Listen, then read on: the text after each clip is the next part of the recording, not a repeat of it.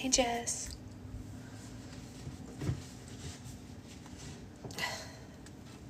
Morning. Good morning, Whitney. Morning, Anya. Morning, Ray. How's everyone doing? Is everyone slowly progressing towards, it's not okay, but like towards a place where you can mentally survive, I guess is the question. Uh-oh. This is very full. Did the brain cell arrive? Not yet, but I'm going to go to the mail later and see if maybe it was just delayed by the mail. Sometimes, you know, USPS gets a little bit wonky with that. So I'll check. I'm hoping if enough people donate me their brain cells for me to have a few, I can like finish another book. That'd be so cool. Like, nah, just a little.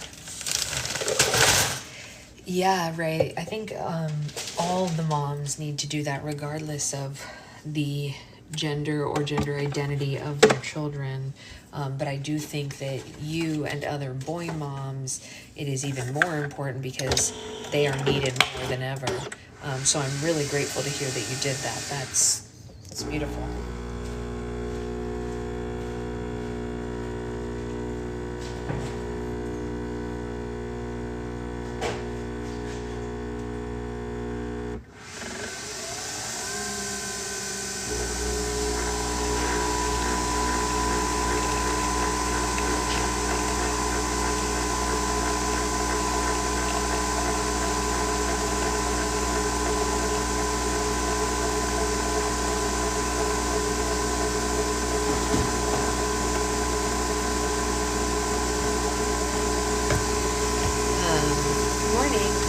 I have to say, you know, obviously, did you get mail packages from my mom, like down from the what do you call it? I haven't in a little while, but I'm going down there personally next week, so I'll be able to go and get them myself. I know that some people sent stuff in October that I still haven't gotten, which I feel bad about because I didn't know, but I will. Also, my mom might be passing by here on Monday, and she might bring me them, so if anyone sent anything to the P.O. box that I need to pay attention to, I will tell her to grab it for me and make sure that I get it.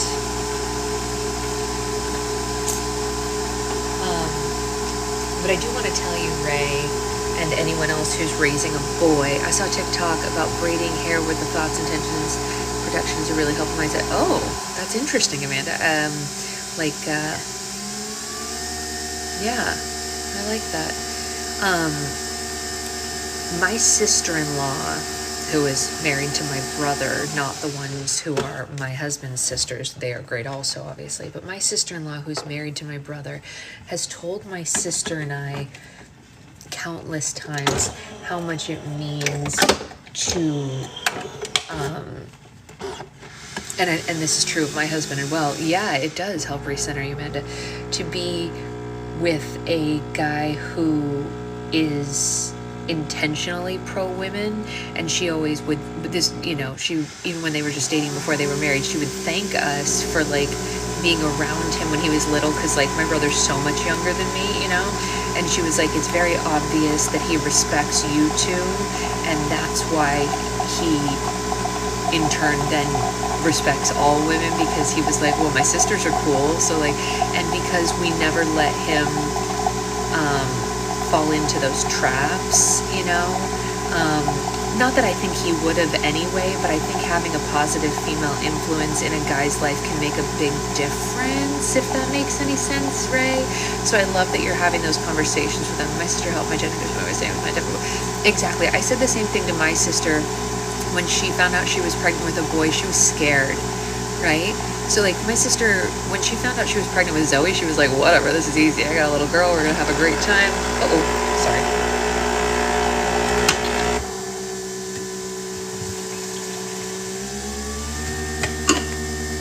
No, I failed the coffee maker.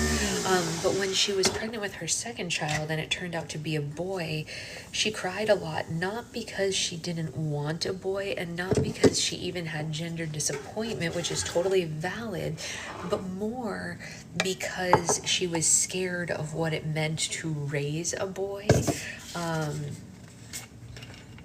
Exactly.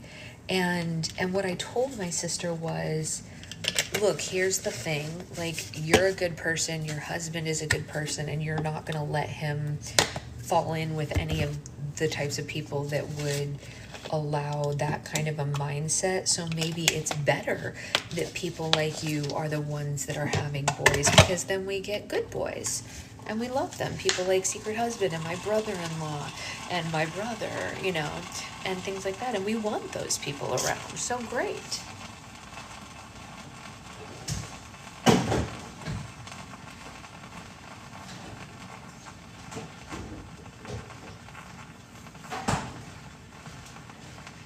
And I know that my nephew, I know, I can't even fathom her not having him. I know my nephew is still a toddler. He's just a baby, so you don't know how he's going to end up, but he's such a sweet little soul. You can already tell that he's just like the kindest little human inside there. Yeah, I think you did, right?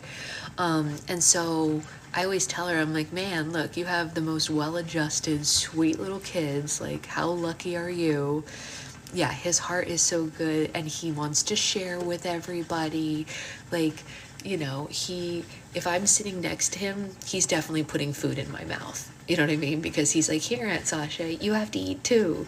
You know what I mean? Stuff like that. So, he's just a good little soul, you know? So, and he's gentle. Yes, it's true. He does prefer my husband over me. What a travesty. I gotta tell you guys, he was only a week old when he met my husband, so he's never known a life without Uncle Secret Husband, and he loves that man. They are bonded buddies. Taking down the patriarch by raising family. Yes, exactly right. I mean, it's true. And it's funny because my husband also is like a kinder, quieter kind of guy, and so they obviously are like little kindred spirits. They have similar colored hair, they look alike. Sometimes people see us walking with my nephew and they think that he belongs to my husband because they look so much alike. He's not his child, but it's very funny. Did you have Secret Baby? No, we'll have her in February.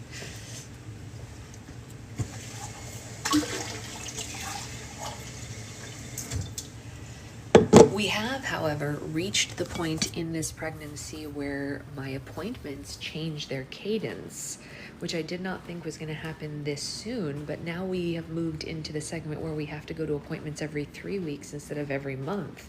I thought that wasn't going to happen until December. Shows what I know. So I have to go back again in 3 weeks. Morning, Claire. Happy to have you. Hey, Amanda. I see you. Yeah, so we will be back at the doctor again in 3 weeks instead of in a month. Yeah, you could totally, if you ever saw my husband and my nephew next to each other, you'd be like, oh yeah, that's his dad. You believe it. They look a lot alike. They have a, similar, except I had 3 weeks for the last several months. Really? How many, when you say several, what do you mean? I guess we'll only have 3 weeks twice ever, because we have our next one in 3 weeks and then we'll do it again in 3 weeks, but then after that it'll be Christmas and New Year's and they'll be closed and we won't have one then, and then when we get back it'll be only a month until she's born, so then we'll be every 2 weeks and then every 1 week, and so the 3 week thing will really only last twice, I guess.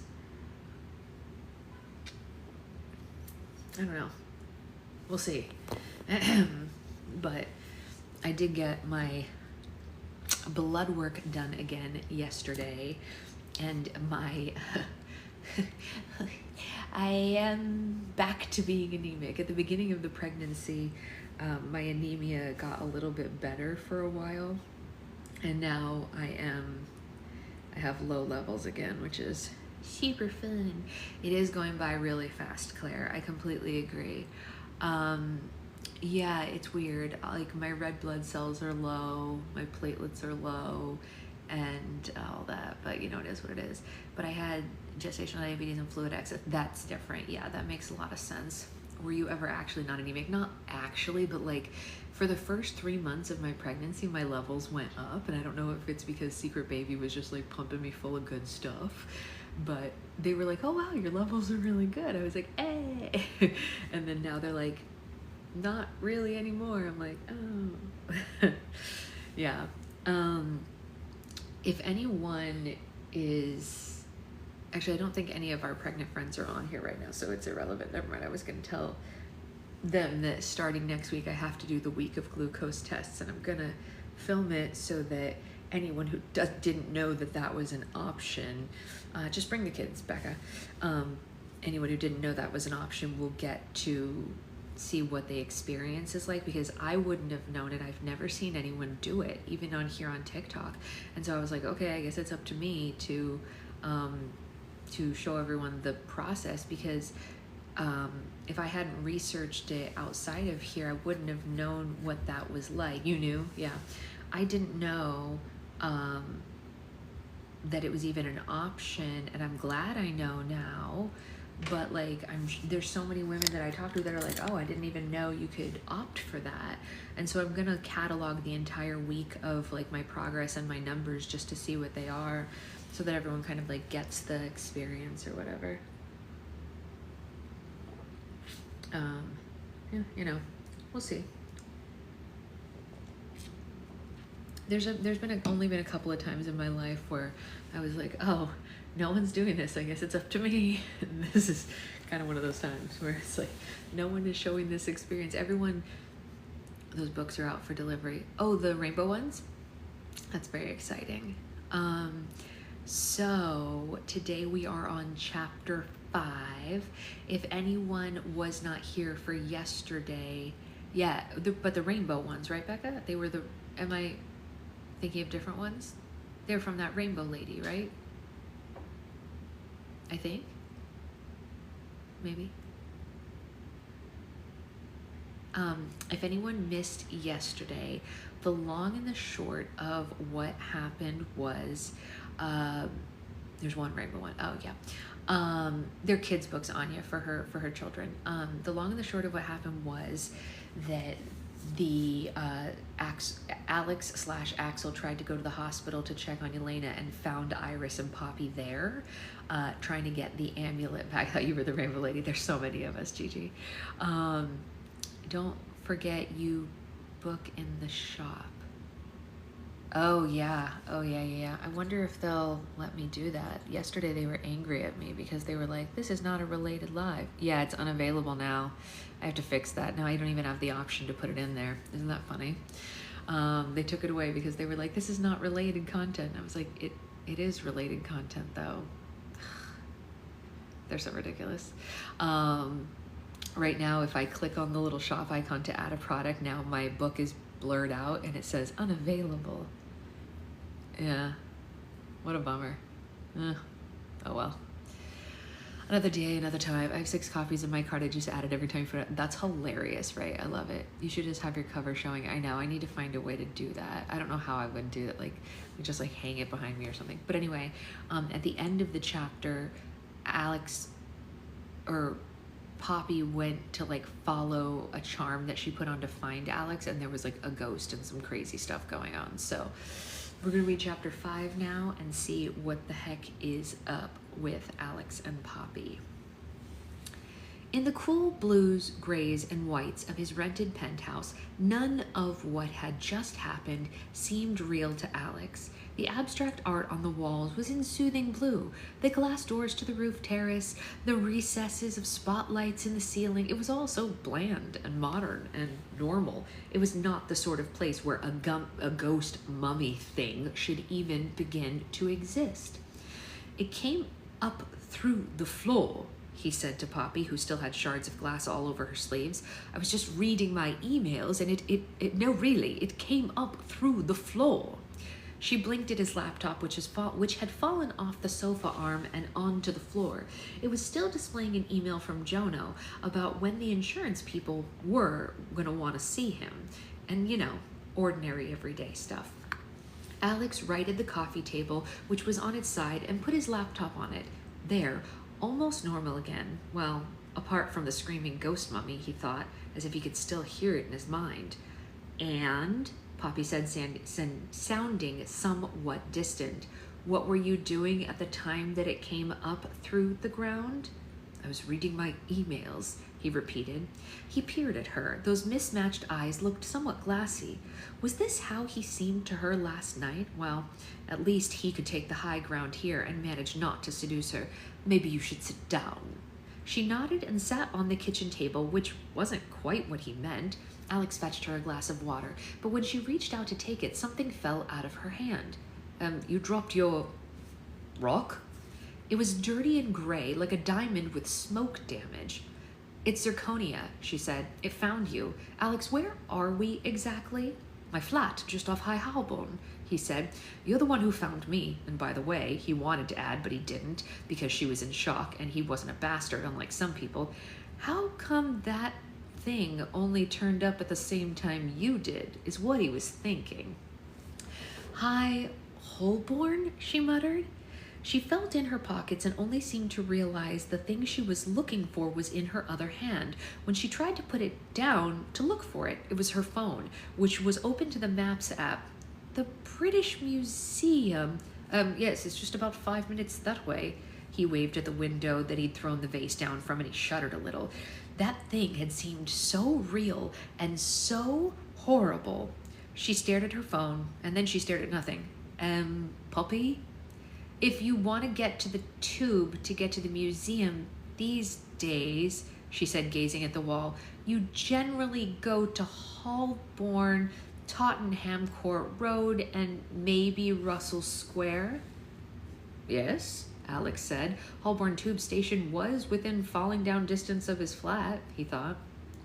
But there used to be another stop on the Central before they linked it up to Holborn, the British Museum stop. I remember Iris telling me about it. It has to be around here, she snapped her head. Really close to here. Maybe right underneath us. Yes? Alex said again. The Central line did follow the route of High Holborn at this point, but it was so far beneath the surface that you didn't even feel the rumble of the trains passing, apart from just now when the ghost flew through the floor and hit the wall into the ground, he thought. But that had to have been a train. It had to have been a train that he felt. Yeah, okay, well, there used to be a rumor, said Poppy, getting up and moving over to the spot on the floor where the ghost had suddenly appeared not 10 minutes ago, that there was a tunnel from the station to the Egyptian room at the museum, and that the station is haunted by a mummy. Alex's mouth opened to tell her that that was absurd, because ghosts weren't real, and people were gullible, and he should know.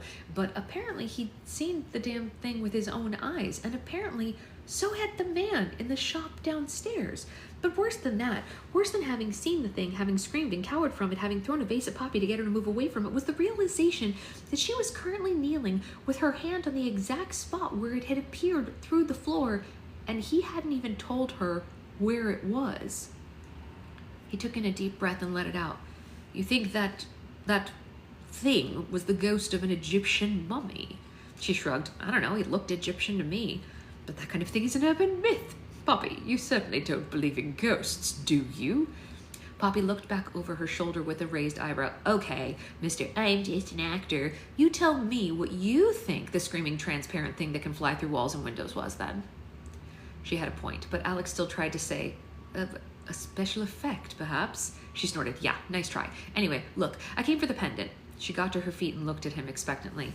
The pendant? His heart sank. Yeah, the lapis pendant that Elspeth sold you yesterday, which has an accidental, she emphasized carefully, spell on it, which is clearly causing some chaos. She held out her hand, which will continue until you give it back to me. Right, said Alex, and he rubbed the back of his neck. The smile he dragged up wasn't very dazzling at all. Right, said Poppy, slightly threateningly. The pendant, said Alex. Yes? which Yelena gave me this afternoon at the hospital. Yes, said Poppy, and which was sitting on the coffee table just there when the ghost mummy did come through the floor. Poppy's breath seemed to escape her, and he didn't see her breath back in again until far too long a time. She looked down at the coffee table, which held only Alex's laptop. There was a conspicuous absence of jewelry, or indeed anything else near the table at all. Her eyes squeezed shut.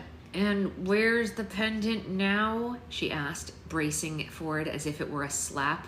"Huh," Alex said, trying to laugh and failing. "So interesting. Funny story." The noise Poppy made was closer to a sob. "Are you about to tell me that the ghost mummy took it?"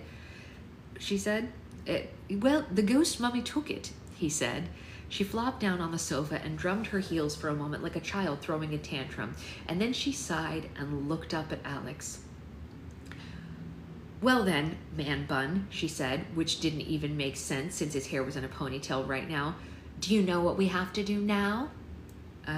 We'd have a nice cup of tea and we'll call it all quits," Alex offered with far more hope than any expectation at all. "No, we find an entrance to the abandoned tube station that may or not have a link to the British Museum and track down that terrifying and very angry ghost who is corporeal enough to make the road shake, and we ask for the bloody pendant."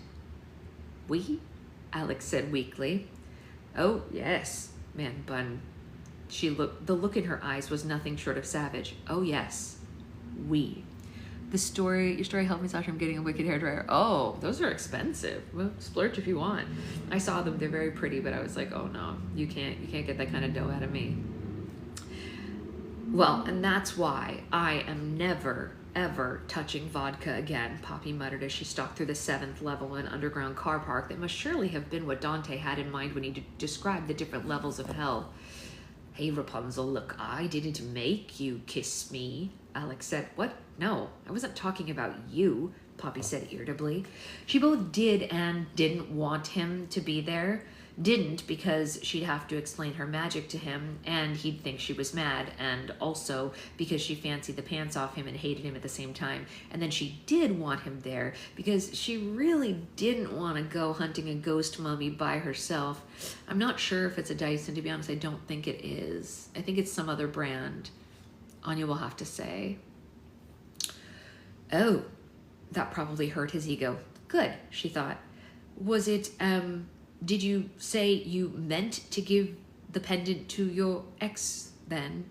"No, I don't curse people," Poppy said firmly. "I meant absolutely no harm to anyone. I was in a bad mood and I was handling the pendant, and sometimes my magic is a little bit, I don't know, uncontrollable.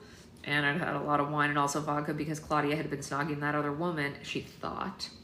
"Whoa," Alex said as the sickly yellow lights flickered.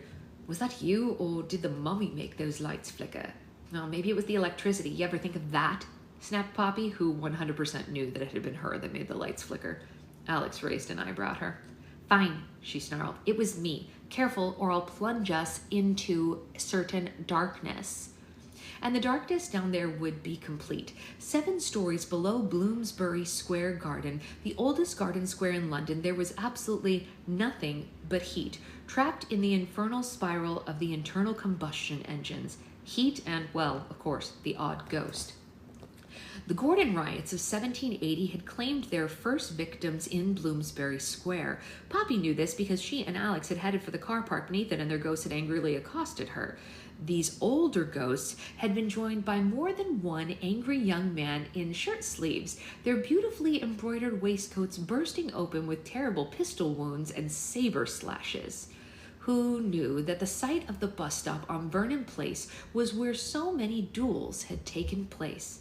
Poppy knew that was who. Well, since at least 15 minutes ago she'd known.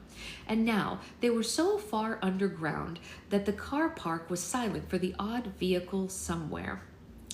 Somewhere above. "All right, bye, Sloth. We'll see you later." And the rest of the passing trains.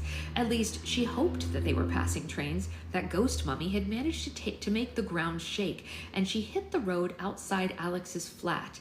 her presence so strong that Poppy was able to follow her without even needing a tracking spell. At least, she was able to follow up to a point.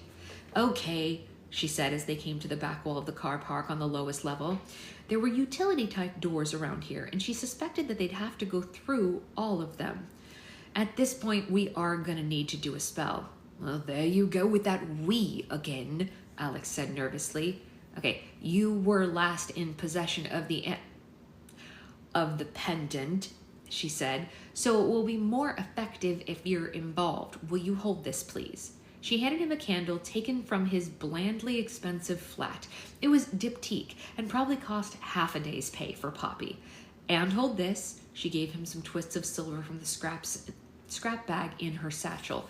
And this. The final thing was the program from his show, but first she thumbed through it to find Yelena's picture in the cast listing. Oh, hey, she was in Holby City once. Who was? Alex asked. Your girlfriend.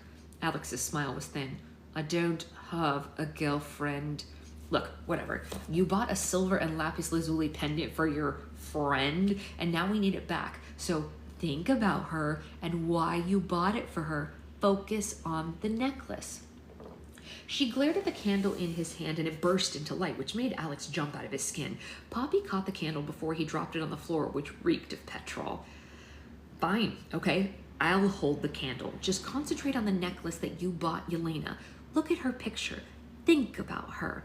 Alex stared at the calm flame of the candle, which smelled pleasantly of rose and black currant. In the dull yellow lights of the car park, it looked warm and pure. How did you...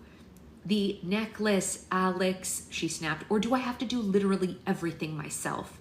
She held the candle out in her hand, and in her other hand, another zirconia, lapis lazuli not being something that she happened to carry in her satchel. She closed her eyes and took a deep breath. Yelena, the necklace, the blue stone with its gold threads, how it had felt beneath her fingers as she crafted the pendant in the workroom in Iris's house, the smooth warmth of it, the way that the gold flecks caught the light, the gleam of the silver as she coaxed it into the shape she wanted, the eye of Odin taking shape beneath her patient fingers.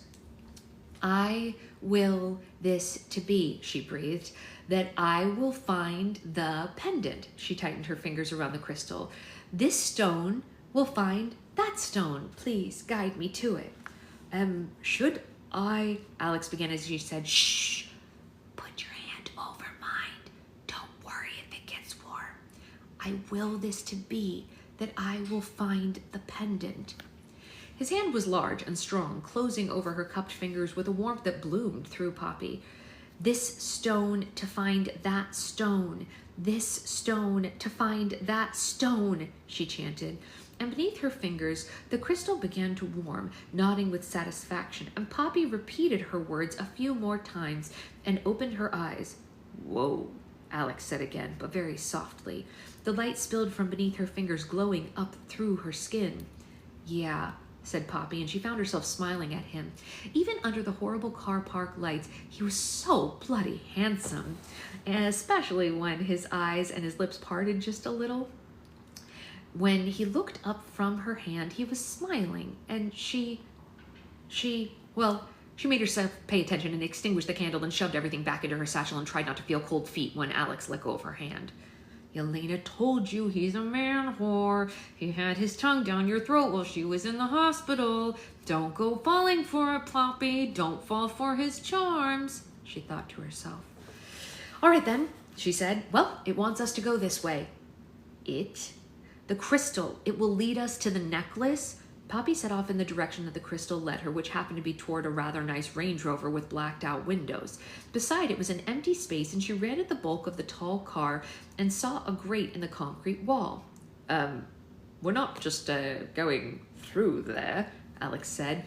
It was just large enough for an average person to get through, which meant that Alex might have a problem with it, what with his American football shoulders and his frankly ostentatious height. Well, you can stay here if you want to, said Poppy, for whom darkened passageways held little fear. She never encountered anything in one that worried her, so she stepped forward and laid her hand on the grate. I will this lock to yield to me, she muttered and focused her energy on visualizing it happening. Poppy lost her keys all the time. Sometimes magically opening a lock was easier than looking for her keys. Are you trying to melt it or something like that? Alex said, and she sighed impatiently. Would you shh for a second? She said. I'm trying to concentrate. It's just that, Alex said from behind her, it looks like it's a simple latch and the concrete is crumbling before you, so... He stepped past her and grasped the grate in those strong hands of his and glanced around behind them. And then he grunted slightly, and the grate came away in his hands, and chunks of concrete fell away to the floor. He gave her a sunny smile, and he set it down, and Poppy narrowed her eyes at him. You can call it magic if you like, he said, but I just call it a gym membership. Just because he was being smug, Poppy whipped out the candle and lit it with her actual magic. All right, fine, he said, but I still think what you're doing is just a trick. However much of a trick it was, the candle lit their way through the darkened passage far better than any flashlight actually could. A single scented candle with a single standard wick somehow managed to light the darkness as well as a flaming torch, and with just as much drama. Alex really could have done without the dark tunnel. It wasn't that he was afraid of the dark or small spaces, but there was literally no room for that in the theater. This was the kind of spooky underground caper that was enough to set anyone's nerves on edge. A well-lit and busy tube station was one thing, but a damp and concrete tunnel lit by a flickering flame about a foot tall, which came from a candle the size of a whiskey tumbler? Well, this was the stuff of horror films. Morning, Mary. And if he allowed himself to remember that they were following the trail of a cursed amulet stolen by a ghost mummy, well, dear God, his vision started to go foggy at the thought. I do reckon, said Poppy, that this is probably an access tunnel from maybe an old station, because like the actual station entrance was just off High Holborn, right? But we're further north than that, and the car park was probably the old platform, because why else would you dig down 7 stories underneath a 17th century garden square? But then they've obviously diverted the line, which, she turned to him and smiled briefly, was probably what made the earth tremble when the ghost hit it, right? Right, Alex said, wishing his voice hadn't broken in the middle of a single syllable. But there's probably some kind of access tunnel, like linking the old line with the new one, which is probably like staff access or emergency, or I don't know, where they house the electrics or maybe the plumbing or something like that. Visions of what could happen if electricity met plumbing in a narrow tunnel underground flooded Alex's brain in a most unnecessary manner. And look, it's not filthy, so someone must come down here every now and then. I bet it's the ghost. And right on cue, right on bloody cue, an unearthly wailing filled the tunnel. No, that's probably just the train from Tottenham Court Road, Poppy said, but her voice did waver a bit. Yeah, said Alex, and he cleared his throat. He never wanted anything more than he wanted to turn back away from this. The candle thing, how is it that you do that? Poppy glanced at the tall flame as if in surprise, and the light didn't waver much as she moved, and her cloak of hair never seemed to be in danger of setting alight by it at all. I don't know, it's just sort of projected, I suppose. What's projected? The candlelight. I wanted it to burn brighter, so it's burning brighter. Candles burn brighter because you want them to burn brighter. She shrugged. I told you, I'm a witch. Right. Only in Alice's experience, most people who called themselves witches burned a lot of white sage and said things like, blessed be, a lot, and would have run a mile from a candle burning like a flaming torch. Are you a real witch? He said somewhat lamely. No, Alex, I'm a chocolate witch, she said. Did you not see the spell that I just did in the car park with the crystal? He swallowed again. Yeah. How did you do that? She sighed. Same as the candle, you focus your will. How you do your glowy hand thing. Glowy hands? There were things scuttling on the ground. Yeah, she swished her hand around in the air like a parody of a stage act. Like a dude on the cover of the paranormal romance novels from the mid-noughts. Well, you read a lot of paranormal romance, do you? He said to find the upper hand somehow. Yeah, she said plainly. How do you do that hand thing, though? On book covers and in movies, it's digital post work, but on stage, I really can't figure out how you're doing it. Thank you, Anya. I know what you're doing. It's magic, he said automatically. No, try again, Alex. Okay, I don't know, LEDs? He said, and he hadn't meant his voice to rise at the end, but it did, chiefly because that horrible wail had sounded again, and this time it was closer, and it was definitely not a train. See, I wonder about that, but are they subcutaneous or what? Because I couldn't even feel them under your skin, Poppy began, and then she broke off and cleared her throat and said, I think we're getting closer, you know? In an entirely different tone. So, Alex said, and he made himself take some calming breaths. What is the plan when we get there? Plan? Poppy said. I don't know, what's your usual plan for dealing with ancient ghosts who've stolen your magical amulet? Sarcasm? Quivered Alex, and that thing wailed again. Sarcasm doesn't usually work. Look, plan A is we ask politely. I can send the ghost back from whence she came if need be. Like an exorcism? Alex said. Sure, yeah, whatever, like an exorcism. Poppy glanced back at him and her gaze flickered up and down. You wanna hold the candle? She said. He thought it would be nice to have control of the light, and maybe he could just throw the candle at the ghost. Like, that would be useful, he thought to himself. Yes, I do want to hold it. Thank you so much. She handed it to him, and it was no warmer or heavier than a candle of that size ought to be. The flame was burning bright, but not blinding, and the heat he expected simply wasn't there. Somehow, it was just a normal candle with a normal flame, and she made it seem bigger and brighter. But even knowing that, Alex took comfort from it, and it was only later that he realized Poppy had given it to him for that exact reason. Hold my hand, she said, and when he frowned, she added, it'll strengthen the spell, come on. He never quite knew if that was a lie or not, but he did it anyway, and as they moved forward, slowly now, the torch candle illuminated the opening ahead, a curved, almost circular opening lined with cracked tiles, and across from it was a rusted gate, standing open partly. From it came a faint bluish light and a slightly less faint wail. Looks like the tube to me, said Poppy with false cheer in her voice, and she edged sideways through the gap, which was probably made harder for her by Alex not letting go of her hand. Unfortunately, this also meant that he had to follow her. And when he hesitated, she looked back and her expression softened. Look, you don't have to come, she said, which obviously meant that Alex couldn't possibly back out now. I do, he said.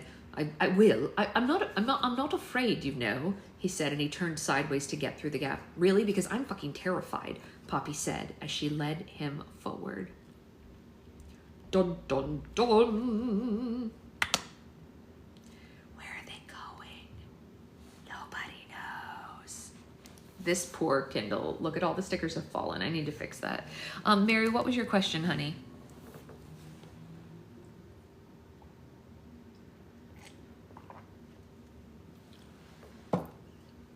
What was your question?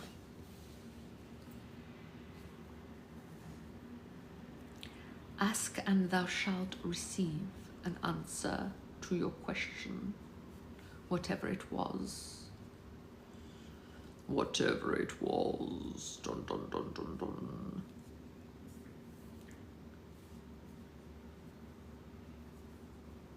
I need a slime for Helen's school for her anxiety. Do they allow slime in school? You're going to want to ask the teachers first. Some schools do, some schools don't. I would suggest butter, but before you get it, I would ask the teachers if they allow that. A lot of schools do now. Oh, they do. Okay, then I would go with butter. Butter is a great one. Butter or cloud is the best to have in those environments because they're least likely to get sticky or melt all over them at school. So yeah, or like a cloud dough. Cloud dough is great for that. Just get like a little one that she can just like, you know, do a little bit of this with at school, whatever like that. Butter to make you feel better. That's a good line. Butter to make you feel better. Yes, that would be my suggestion. So that's the whole kit and caboodle. The name of the game this weekend is for me to finish up the first 12 of the Advent Calendar slimes. but I can't make those on live. So if I get on live later, it will be only to make bases, because you guys can't see the advent calendars, but you can see the white glue and the clear glue and just know that they're going to turn into something, right? Who knows? What will they turn into? She asked about Wicked, and then Moana 2 is an option. Yes, Moana 2 is definitely an option. Yeah, definitely, Mary, definitely. What else? That's the whole kit and caboodle. I will see you all later, and I hope you have a great rest of your day. I'm gonna go to the farmer's market and get fruit and vegetables because I need them, because we are out. And I'll see you all on the flip side. Bye, guys.